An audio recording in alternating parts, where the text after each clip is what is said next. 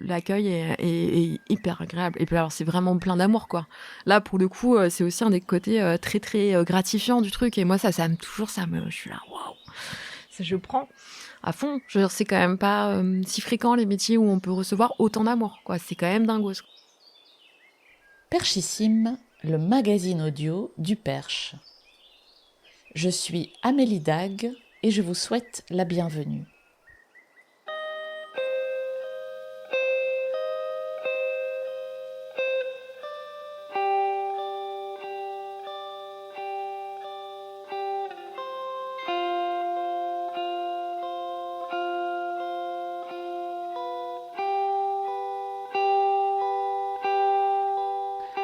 Elle a choisi de revenir dans le Perche, où elle a grandi, pour créer un commerce de proximité, et pas n'importe lequel. Au début de l'année 2023, Marie Laurin a ouvert à Rémalard la librairie Un autre pays. Avant la folle période des fêtes, elle m'a fait le cadeau de me consacrer l'une de ses pauses déjeuner pour m'offrir un point de vue précieux sur la culture en ruralité, le retour à la terre et bien sûr les livres. Bienvenue chez Un autre pays et bonne écoute. Bonjour Marie. Bonjour. Merci de m'accueillir. Je vous en prie, avec plaisir.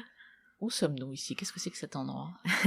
Ici, on est précisément dans la caverne ou la cave de la librairie Un autre pays, qui est donc une librairie que j'ai ouverte en février 2023 à Rémalard-en-Perche. Et donc, on est dans cet espace qui est l'espace enfant, illustré. Voilà. On est bien protégé par un plafond qui doit avoir son épaisseur, je pense. Oui, on est vraiment dans une cave. D'accord. C'est un lieu un peu cocoon dans lequel généralement, en plus évidemment d'avoir les livres tout le temps, c'est l'espace généralement où on fait les animations aussi. Les rencontres, concerts, enfin voilà, toutes sortes d'animations. Est-ce que vous voulez bien me raconter l'histoire de ce lieu ? Qu'est-ce qui vous a mené ici ? Et pourquoi une librairie ? C'est une très vaste question. On a 4 heures, donc ouais. Par où je peux commencer ? Bon, peut-être déjà, la librairie, c'est les livres. Pour moi, les livres, la littérature en particulier, c'est vraiment une constante de ma vie. J'ai rencontré les livres tôt, dès lors que j'ai su lire, et j'ai jamais arrêté de lire depuis. C'est vraiment une passion, une nécessité vitale.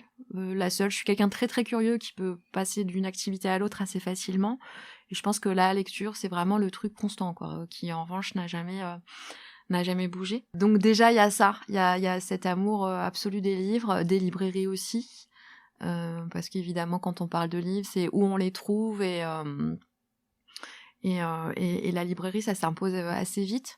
J'étais pas une très bonne cliente de libraire. Non pas que j'achetais pas mes livres en librairie, mais j'avais souvent une idée de ce que je voulais y trouver. Donc j'étais assez peu demandeuse de conseils et presque maintenant je le regrette. Enfin, j'exagère, mais depuis maintenant, depuis que je suis rentrée dans ce projet-là et que je vois du coup la librairie totalement différemment et que je suis avidement les conseils de mes consoeurs et de mes confrères, je me rends compte que vraiment c'est une vision de la littérature incroyable, quoi. Donc voilà, les livres, la lecture, la librairie, et puis voilà, à un moment des choix de vie. Alors peut-être faut préciser, j'ai un ancrage spécifique moi ici sur ce territoire-là. J'ai grandi pas très loin, à Saint-Germain-des-Groix, qui est à 5 km de Rémalard, dans une famille d'agriculteurs. Et Rémalard, c'est un endroit où j'étais à l'école, donc j'ai une accroche comme ça familiale, mais c'est un endroit où je suis revenue habiter il y a quelques années, après avoir vécu pas mal de temps ailleurs. Et j'étais arrivée à un moment de ma vie professionnelle précédente où fallait faire stop ou encore entre guillemets, donc j'avais envie de changement. Et j'arrive plus à savoir exactement comment est venue la librairie, l'idée précisément, mais en tout cas ce qui est sûr, c'est qu'une fois qu'elle est arrivée, ça m'a apparu comme une évidence. Pas forcément Rémalard dans l'immédiat, mais en tout cas l'idée de librairie a été une évidence. Rémalard, il se trouve que c'est un lieu au niveau du maillage territorial des librairies qui n'était pas pris. Pour moi, c'était important de monter une librairie dans un endroit où ça allait pas faire d'ombre à une autre librairie, ou pas de concurrence, parce qu'on est quand même dans des territoires ruraux où les librairies sont fragiles par essence. C'est le cas aussi en ville, mais voilà, on est dans des commerces assez fragiles, donc je trouvais ça intéressant d'ouvrir cette librairie dans un lieu où il y en avait pas. Avant, il fallait quand même faire... Quand moi j'ai ouvert, il y avait pas de librairie, enfin il y avait une toute petite librairie à Nogent, mais qui a fermé très rapidement, et donc du coup pour aller en librairie indépendante, c'était Bellem ou Mortagne, donc c'est quand même 40 km aller-retour. Moi c'est ce que je faisais, mais voilà, on réfléchit avant de le faire. On réfléchit, voilà, ouais. C'est compliqué. Donc du coup il y avait voilà, Rémalard, ça s'est posé là comme ça aussi pour ça. Peut-être préciser aussi que j'ai été bénévole quelque temps moi à la bibliothèque, dans l'ancienne version de la bibliothèque à Rémalard, donc ça m'avait fait aussi poser pas mal de questions, parce que c'était un moment où cette toute petite bibliothèque de Rémalard est devenue médiathèque. Donc c'est peut-être là que j'ai commencé à penser en fait on va dire à ce qu'était le livre sur ce territoire, et voilà. Et donc cette médiathèque a ouvert, et ça a créé une dynamique, et voilà, moi je me suis inscrite là-dedans en imaginant la création de cette librairie ici. Et ce lieu, cet endroit qui est hyper bien placé sur la place... Ce lieu, c'est chercher un lieu, c'est compliqué. Ouais. C'est prendre en compte plein de choses. C'est un apprentissage aussi. C'est-à-dire que moi, quand j'ai ouvert la librairie ou quand le projet a émergé, moi, j'avais jamais eu de commerce. Alors, quand j'étais étudiante, il se trouve que, et ça, c'est avec le recul important, un de mes jobs étudiants réguliers, ça a été de vendre du chocolat dans une chocolaterie. Donc, j'avais quand même une petite idée de ce qu'était le commerce grâce à ça. De ce qu'était l'accueil des clients, de ce que ça signifiait aussi d'être toute une journée dans un espace, même si bon, c'est quand même encore autre chose, mais j'avais cette idée-là. J'avais moins pris conscience de l'importance de la localisation. Ça, c'est vraiment un truc. Et donc, un peu naïvement, au début, je pensais que de toute façon, où que j'ouvre, les gens viendraient, quoi. Donc, je me suis assez vite rendu compte que non, qu'il fallait un endroit central. L'organisation de Rémalard, elle a quand même ça de spécifique qu'on a une place centrale. Ce qui n'est pas le cas ce qui n'est pas le cas partout. On a des rues autour qui ont plus ou moins des commerçants, mais en tout cas, clairement, quand même, il y a cet espace assez central. Voilà, le village est organisé comme ça. Donc moi, j'ai fait de la veille. Et il se trouve que ce local-là, c'était une fleuriste avant, qui a fermé. Et puis quand il s'est avéré que ça devenait évident qu'elle allait fermer, moi j'ai commencé à prendre contact, et puis voilà, à pouvoir m'installer ici.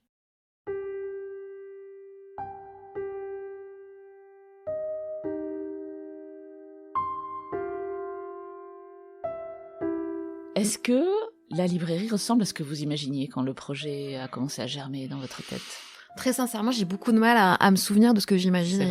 La réalité a effacé. La réalité a un peu effacé ce que j'imaginais. Ce qui est sûr, c'est que ouvrir ce lieu, ça m'apporte énormément, quoi. C'est un plaisir énorme. C'est passionnant. C'est très très riche.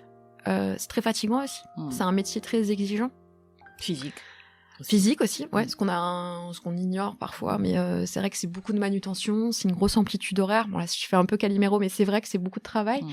Mais ce travail-là, il est payé par des rencontres permanentes. C'est un rapport au livre que j'aime beaucoup.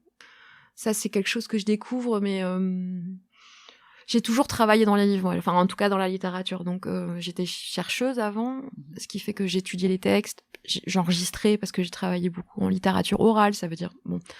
Donc j'ai un rapport constant depuis longtemps dans la littérature, y compris professionnellement. J'ai aussi un petit peu enseigné, donc j'ai exploré comme ça différents rapports à la littérature. Mais c'est vrai que celui-là, spécifique de la librairie, c'est vraiment un rapport que j'aime beaucoup, parce qu'il est à la fois, il est double, quoi. Il est à la fois chercher des textes. Et ça, c'est passionnant, ça m'amène à me poser des questions que je me posais beaucoup moins avant, notamment sur la question de l'édition. La librairie, c'est vraiment une entrée par maison d'édition, par catalogue d'édition, donc c'est une façon de découvrir des textes très différentes, et moi c'est quelque chose qui me passionne tout le temps, d'aller chercher des textes toujours, d'aller chercher des modes d'édition, d'aller chercher des catalogues, c'est infini, c'est quelque chose qui intellectuellement est extrêmement riche, c'est un travail de veille aussi continu, parce que il y a, donc moi pense que ma spécialité c'est plus la littérature, mais je suis dans une librairie généraliste, donc ça veut dire c'est des rayons quoi. Donc ça oblige comme ça à toujours être en veille, savoir ce qui se passe dans l'actualité, etc. Donc c'est absolument passionnant de ce côté-là. Et puis de l'autre côté, c'est de faire en sorte que ces textes qu'on a été chercher rencontrent leur public. Donc c'est vraiment un travail de médiation. Et moi, ce travail de médiation, je le trouve passionnant. À la fois, personnellement, ça oblige à mobiliser ses connaissances sur le texte en permanence. On a quelqu'un en face et puis aller chercher comme ça dans une espèce de bibliothèque mentale qui prend appui sur une bibliothèque physique, mais voilà, essayer de trouver les textes pour ces personnes-là. Au début, c'est très intimidant et puis au bout d'un moment, on développe une forme de gymnastique comme ça. Et puis se dire aussi que en fait, c'est un exercice que je trouve passionnant parce que c'est ne pas enfermer les gens dans des cases. C'est-à-dire qu'à la fois, c'est s'appuyer sur ce qu'on connaît d'eux ou ce qu'on imagine d'eux et puis essayer de les emmener quelque part. Et en fait, on sait jamais qui on a en face de nous. Et on sait jamais, ce qu'ils peuvent ou ne peuvent pas lire. Alors le travail, c'est d'essayer d'imaginer ça. Ce travail de médiation-là, c'est très riche. Je veux dire, c'est quand même un sentiment qui, moi, me nourrit toujours beaucoup. Quand on trouve le bon livre pour la bonne personne, c'est quand même génial. Ouais, bien sûr. Et parce que quand soi-même, pour moi, je l'ai dit avant, c'est-à-dire la lecture, c'est vraiment quelque chose qui me nourrit tellement, depuis tellement longtemps. Je sais pas quelle personne je serais, je veux dire, si j'avais pas eu cette passion-là.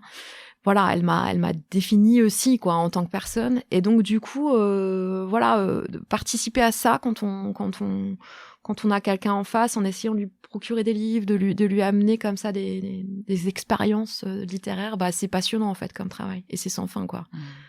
Donc ouais. C'est une librairie généraliste, vous l'avez dit. Ouais. Forcément, parce que le territoire veut ça, je suppose. Oui, c'est impossible d'être spécialiste ici. Ouais.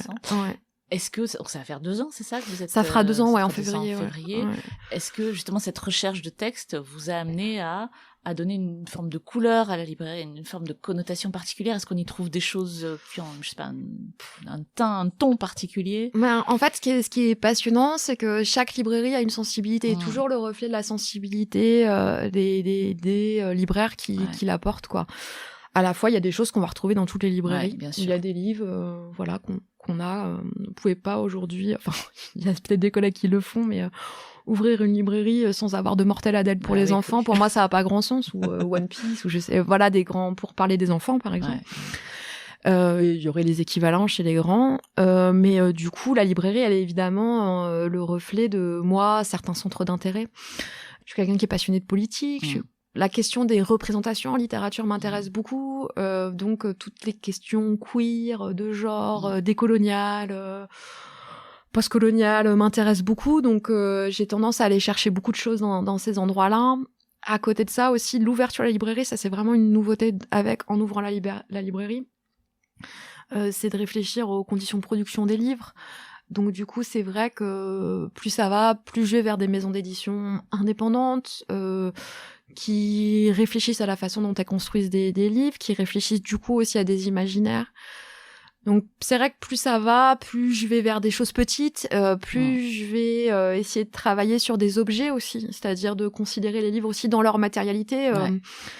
Ça, c'est important pour moi, et puis aussi aller vers, je pense qu'on est là pour amener une complexité. Alors, ça veut pas dire de l'élitisme, c'est ça, c'est vraiment pour moi la ligne de crête, c'est ça, c'est de réussir à la fois à avoir une exigence, à penser toujours qu'il faut parler à l'intelligence des gens. Ça, j'y crois beaucoup, je pense qu'on manque de ça dans nos sociétés. L'intelligence de l'homme, elle est réelle, et je pense que, voilà. Donc, parler toujours à ça. Et en même temps, être la plus ouverte possible. Ne pas être dans une attitude de surplomb. Et ça, pour moi, c'est vraiment le cadre. Pas être là pour juger la lecture des gens. Je suis pas là pour les faire sentir mauvais lecteurs. Donc pour moi, c'est à la fois ça, c'est-à-dire une recherche d'indépendance, d'imaginaire, de langue aussi, de trouver des langues pour les dire, tout en essayant de parler au plus grand nombre possible. Mais pas parce que mais parce que je pense qu'en fait, quand on parle à l'intelligence des gens, ça ferme pas le nombre de personnes à qui on peut parler, quoi. Et qu'au contraire, plus on va chercher des textes qui réfléchissent et qui proposent des imaginaires, et en fait, on peut parler à plein de gens avec ça. C'est vrai que moi, je pense mon métier comme un métier politique, pas au sens militant, voilà, les gens qui me connaissent savent où je suis, mais néanmoins, quand je dis politique, c'est-à-dire vraiment quand on vend des livres, on vend pas, on vend des idées aussi, qu'on le veuille ou pas, on vend des imaginaires, etc. Donc ça forge en fait l'opinion des gens. Et donc quand je dis ça, ça veut pas dire que je suis en train de leur dire que penser, pas du tout. Ouais. Mais je pense qu'en revanche, on est là aussi pour donner des outils pour penser le monde, pour le sentir même au sens de la sensibilité. Ouais. Et donc ça. Ouais, il faut l'assumer. Et donc, du coup, on fait des choix tout le temps, et que ces choix-là, qu'on le veuille ou pas, en fait, ils viennent nourrir la pensée des gens, ils viennent nourrir leur vision du monde, leur complexité, leurs intelligences. Et du coup, on a cette responsabilité-là en tant que libraire. Et on est dans un monde éditorial qui se concentre de plus en plus. Quand je dis se concentre, c'est-à-dire voilà, quelques-uns vont bientôt être les propriétaires de 80% de l'édition française, c'est déjà en cours. Bon, et donc du coup, face à ça, il y a aussi des gens qui chaque jour écrivent des livres, qui chaque jour publient des livres dans une démarche indépendante, etc. Donc nous, on est là aussi pour défendre ça. En tout cas, moi, c'est ma vision quoi du truc. Donc c'est toujours ces deux côtés, c'est-à-dire à la fois défendre des gens qui produisent des livres et puis trouver pour les gens qui en lisent des choses qui peuvent les nourrir.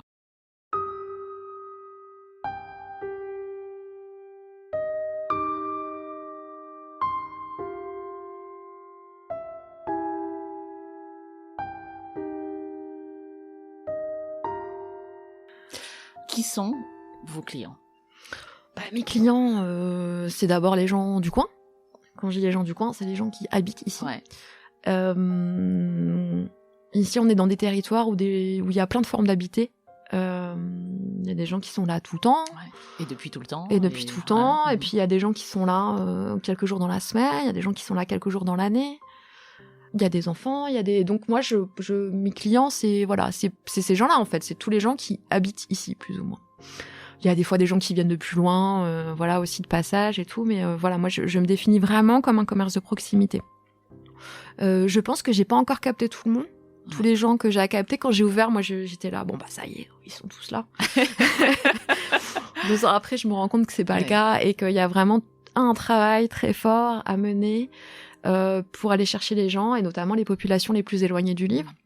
Oui, donc, parce que c'est pas un commerce de première nécessité pour tout le monde. Non, ça l'est peut-être. Non. Et puis je crois d'ailleurs, je sais que la librairie a maintenant le statut de commerce essentiel. Moi, je crois pas que ce soit un commerce essentiel.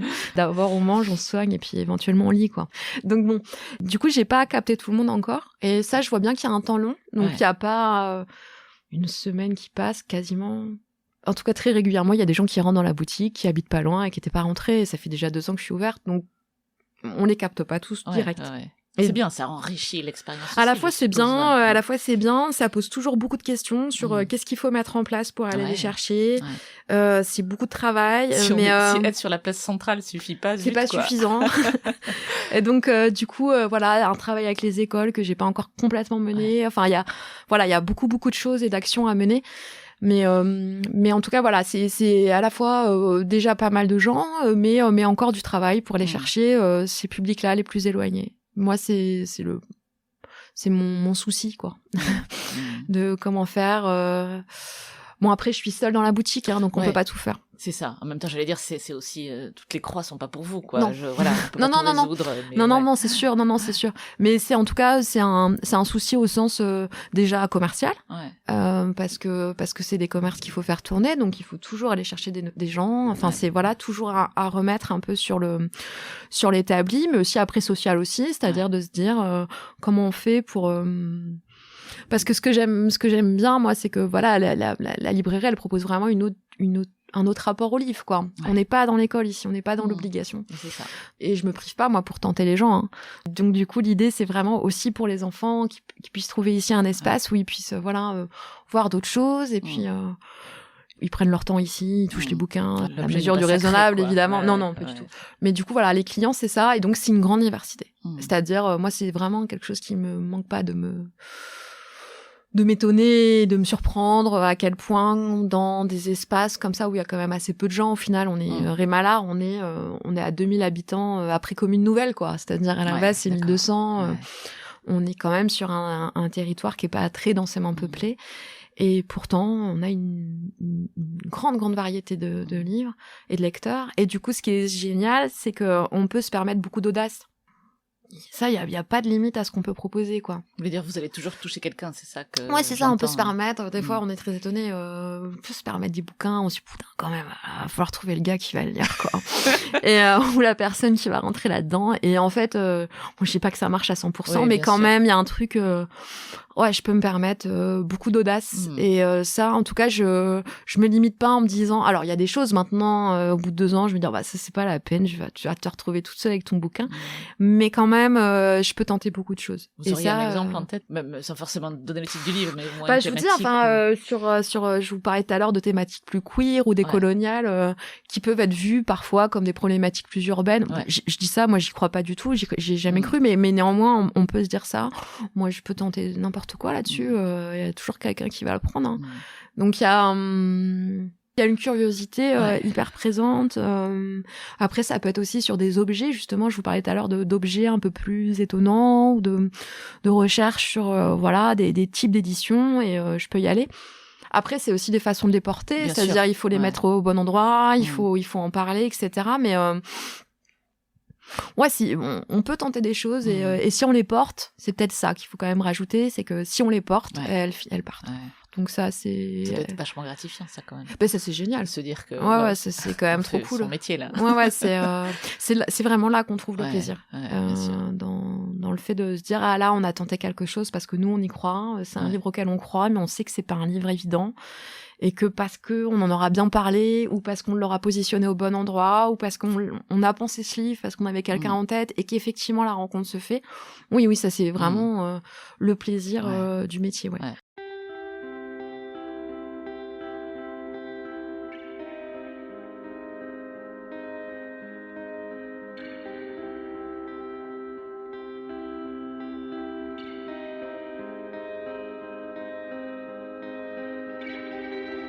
Quel accueil avez-vous eu, si vous vous en souvenez? C'était il y a pas si longtemps. Non, c'était il y a pas longtemps. Et puis il est toujours en cours. Franchement, l'accueil, il a été génial. Hein.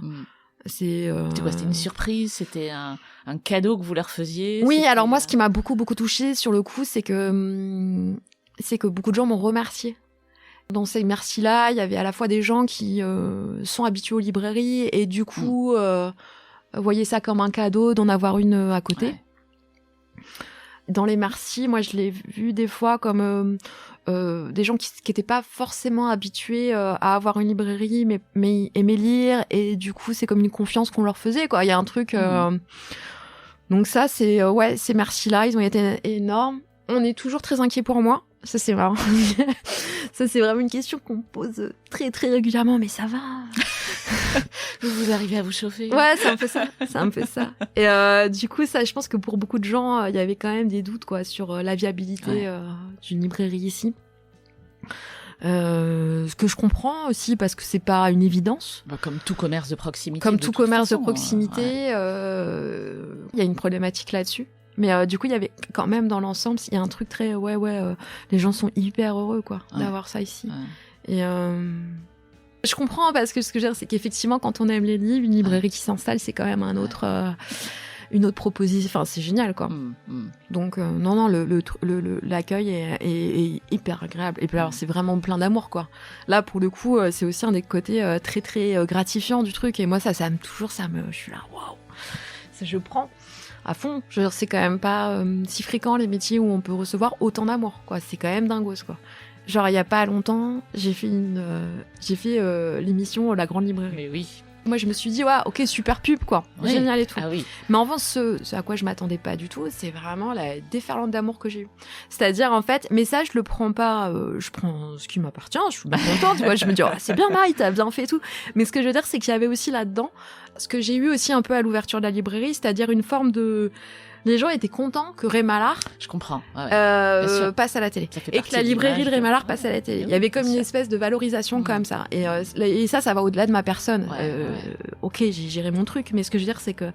Et ça, je me dis, il y a un truc culturellement là qui est fort. C'est-à-dire de se dire, en fait, en ruralité, qui sont pas des espaces Et ça, moi, c'est un combat fort, enfin, en tout cas, des convictions fortes, puis des choses sur lesquelles j'essaie de réfléchir beaucoup, c'est-à-dire, ça veut dire quoi la culture en ruralité ? C'est quoi le rapport ?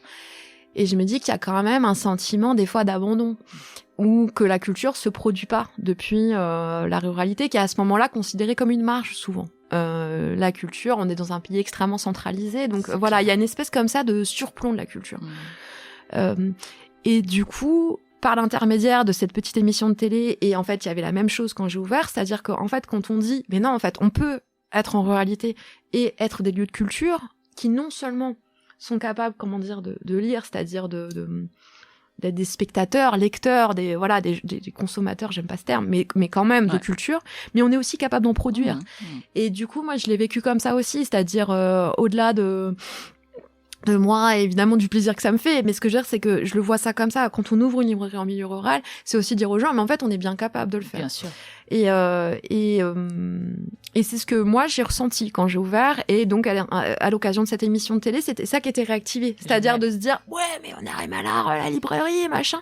Et là, il n'est pas question que de moi, il est question de, en fait, qu'est-ce que ça signifie d'avoir un lieu de culture dans un bled où a priori, enfin, en tout cas une librairie où les gens se sont un peu habitués au fait que c'est pas pour nous, quoi. Et ça, c'est quand même à la fois, c'est un constat qui pose plein de questions. C'est-à-dire pourquoi alors il y a plein d'explications à ça évidemment, mais pourquoi on est devenu une telle marge culturelle Et qu'est-ce qu'on fait pour que ça change ? Et qu'est-ce qu'on fait pour que ça change ? Et après, on est dans un territoire Ouais. aujourd'hui où, en fait, il se passe plein de choses. Ouais. Et c'est génial. Ouais. Et je veux dire, on vit une époque, là, qui est géniale. Alors, je dis on vit une époque, il y a eu d'autres époques, et juste moi, j'étais pas là à ce moment-là où je m'en rendais pas compte, donc on est aussi les héritiers de ce qui s'est fait avant. Mais en tout cas, il y a comme ça, dans un espèce d'imaginaire collectif, pour un certain nombre de gens ici,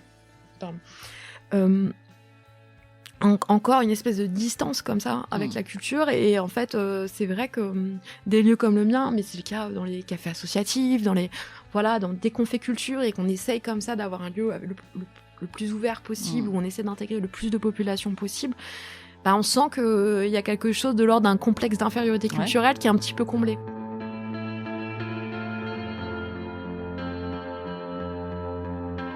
Est-ce qu'un autre pays, dans une ville, même moyenne, aurait ressemblé à ça ? Est-ce que elle est conçue parce que c'est Rémalard, parce que on est dans la ruralité, parce que non, ça ressemblerait pas à ça. Ouais.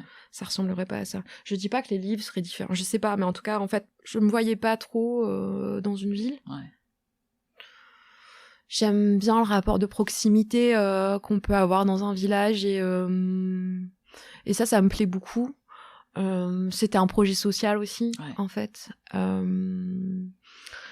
Et non, je crois pas que ça ressemblerait à ça, mais parce que aussi, moi, je suis un peu une rurale vraiment, quoi. Et donc, du coup, c'était ce projet-là qui m'intéressait. Ça aurait pu être ailleurs, carrément, là. Ouais. Mais en revanche, l'idée d'un village, ça me plaît pas mal. Ouais. C'est ce que j'avais envie de faire. Mais parce que c'est des questionnements, parce que je viens d'une famille, moi j'ai grandi, c'est même pas tant la question de ma famille que la question de comment j'ai grandi. Donc je sais ce que ça veut dire d'être dans un lieu. En plus, j'ai grandi, j'ai 40 ans, donc du coup ça veut dire quand j'ai grandi, moi il y avait pas internet, donc du coup les livres c'était la bibliothèque, c'était le bibliobus à l'époque. Donc c'était à l'époque dévorer avidement tout ce qui me tombait sous la main, France Loisirs, des choses comme ça. Donc moi j'ai grandi là-dedans et j'en suis ravie, et ça m'a donné une grande ouverture.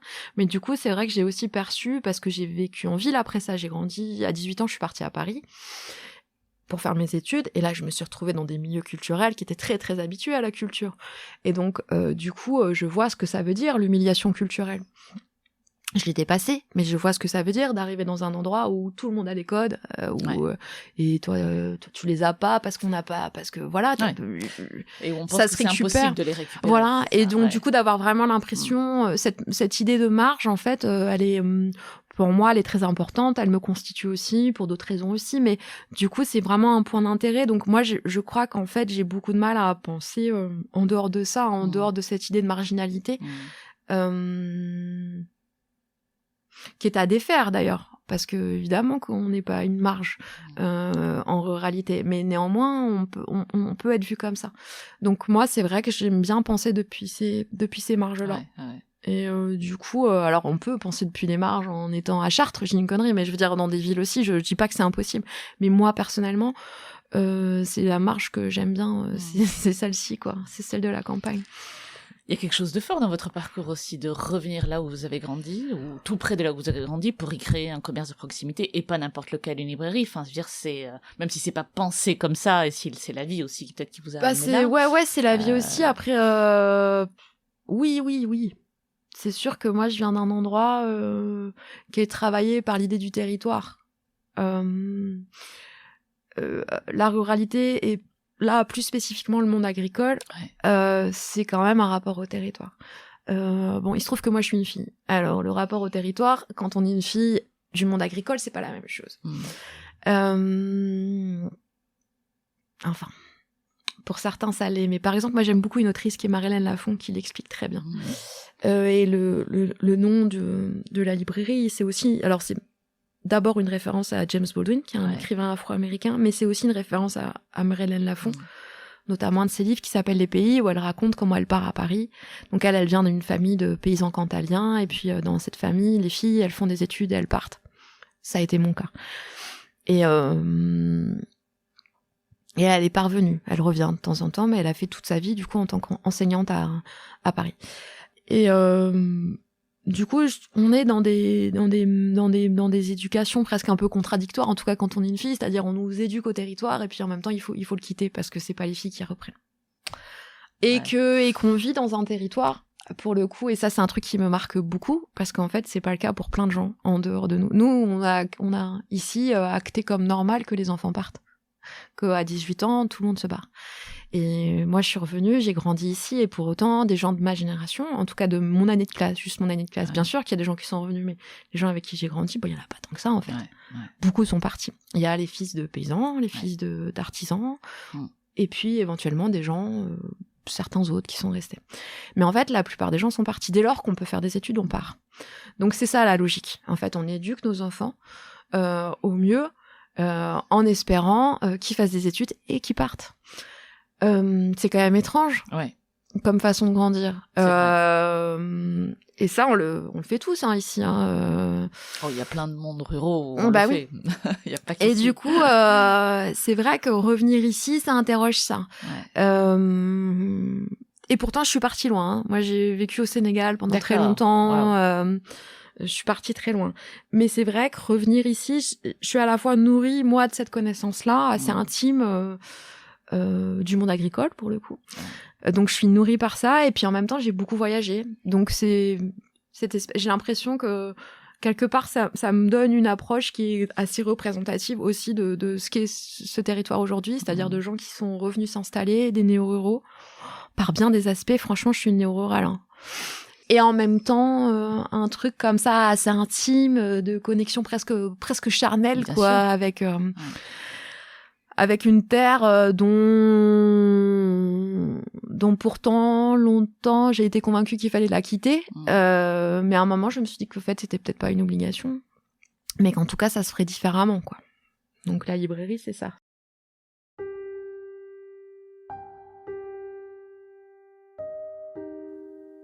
Vous êtes revenu ici. Qu'est-ce que vous aimez ici? D'abord la nature, je pense que vraiment ça c'est le premier truc. Ouais, il y a quelque chose dans le rapport quand même, qu'on le veuille ou pas, à ces paysages-là qui, moi, m'est nécessaire. Et donc c'est un truc un peu physique. Je me souviens quand je revenais habiter, au début j'étais pas tout le temps là, et puis je prenais la voiture, et puis justement en voiture c'était quand on arrive à la Madeleine-Bouvet et puis qu'on arrive vers Moutier-au-Perche, et puis vraiment là on sort de la Madeleine et puis là d'un coup il y a la colline, et donc pour moi c'est ça, c'est ce paysage là, il m'est physiquement, il me fait du bien quoi, il me fait du bien. Donc ça c'est le premier truc important. Le deuxième truc c'est oui, je crois que j'aime les gens aussi, même s'il y a des choses qui me manquent aussi par rapport à la ville, parce que j'habite à Paris aussi longtemps. Ce qui peut me manquer, c'est une forme de diversité d'origine. Ça peut me manquer, mais sinon, je trouve qu'il y a quand même une diversité de gens, il y a une culture, il y a plein d'initiatives tout le temps. Il y a un monde associatif extrêmement vaste. Moi, c'est ça qui me marque, c'est à quel point, en fait, à la fois, c'est déserté un peu par les services publics et en même temps, il y a une espèce d'élan associatif incroyable. Quand je suis revenue habiter, je me suis rendu compte, et pourtant j'ai grandi là, mais je faisais pas attention quand j'étais petite. Mais en ayant habité ailleurs, je suis revenue, je me dis, mais putain, mais en fait, donc la culture, c'est associatif, le sport, c'est associatif, la vie sociale, c'est associatif, l'aide sociale, c'est associatif. Et donc il y a un truc comme ça qui m'a beaucoup interloqué de à quel point les gens ici, et c'est le cas sûrement dans beaucoup d'autres endroits, mais en tout cas ici, puisqu'on parle d'ici, sont capables de donner leur temps. Et sont capables d'une générosité incroyable, quoi. C'est-à-dire, vous organisez le moindre truc, il y a je sais pas combien de bénévoles qui viennent. Alors, je sais que c'est des mondes, voilà, c'est des cycles et tout, mais en vrai, si on ouvre les yeux, le bénévolat, il est incroyable. Ouais. Et notamment le bénévolat des femmes. Le nombre de femmes qui ne la ramènent pas, hein, on les entend pas. Mais si vous regardez bien, elles font un foncier partage, elles font la banque alimentaire, elles font ça. Et puis, quand vous regardez ce que ça fait, en fait, ces associations, ça fait qu'il y a des gamins qui partent en vacances, ça fait qu'il y a des gamins qui mangent, qui peuvent se vêtir. Enfin, c'est ça quand même. Et donc, du coup, en fait, le soin apporté par le bénévolat, par les associations, et notamment par les femmes, waouh. Moi, c'est ça qui m'a le plus interloqué quand je suis revenue habiter, parce que peut-être c'était moins visible en ville, que ça existait de la même façon, mais que je le voyais pas, parce que c'est plus dilué, c'est moins visible. Mais ici, je me suis dit, mais en fait, c'est incroyable comment les gens y donnent. Et ouais, c'est quelque chose qui m'impressionne toujours jusqu'à présent. Ouais. Vous parliez de votre amour de la lecture, je vais le dire comme ça. Si vous deviez mettre des mots dessus, le livre, ça fait quoi pour vous, ou ça vous a fait quoi dans votre construction d'ailleurs, peut-être. C'est peut-être comme ça qu'il faut la poser la question. Pour moi, les livres, c'est quand même une façon absolument privilégiée de découvrir d'autres sensibilités, d'être mise en variation par le monde, quoi. C'est un peu pompeux dit comme ça, mais comment je pourrais le dire ? Vous arrivez là et puis vous faites tout un tas d'expériences, quoi, physiquement, par vous-même. Et puis déjà, c'est riche, quoi. Et puis si on a la chance de voyager, voilà, on rencontre des gens, etc. Génial. Mais le livre, ça démultiplie ça. Et ça donne l'occasion, non pas de vivre des vies, parce que on les vit pas, mais d'accéder à des sensibilités et des singularités absolues. Et ça vous met en variation, et ça vous change par petites touches. Pour ça, moi, j'ai des livres qui m'ont beaucoup marqué, etc. Mais en fait, c'est que des petites touches. C'est chaque livre vous amène une petite touche. Et puis des fois, il y a que 10 pages. Mais ces 10 pages-là, en fait, elles vont vous mettre en variation sur tel point. Donc, pour moi, c'est un accès au savoir par la sensibilité. Et par la sensibilité au sens où, en fait, vous avez une personne en face, un auteur, une autrice qui vous livre quelque chose. Et puis, il ou elle le fait avec un médium qui est la langue. Et en fait, il y a ça aussi, cette magie-là, quoi. C'est-à-dire cette magie-là de se dire, au-delà de ce qui est dit, c'est la façon dont c'est dit. Et puis, en fait, telle formulation, ça vous ouvre un champ, quoi, d'imaginaire. Donc, pour moi, c'est comme une source infinie de savoir, mais d'un savoir très sensible aussi. Comme si on pouvait multiplier les points de vue qu'on a sur le monde. C'est un peu ça, quoi.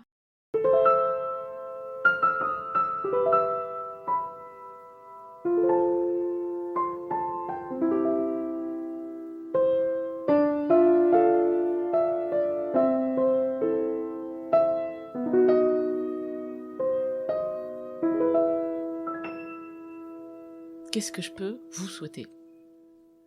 À vous. Bon, moi, il y a plein de choses, hein, mais... Allez-y, j'ai le temps.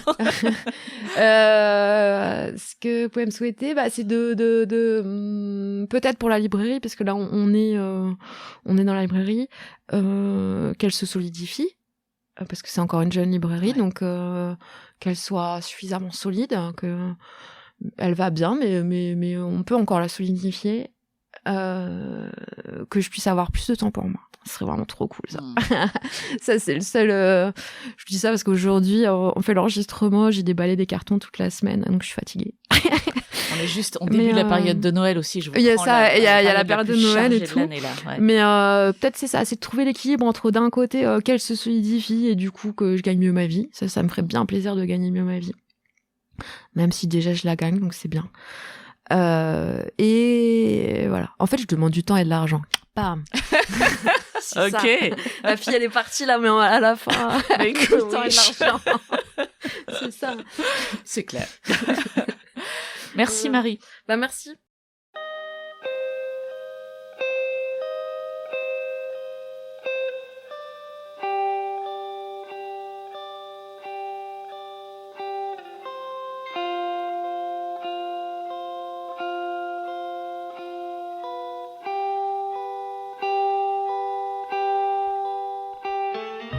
C'est la fin de cet épisode.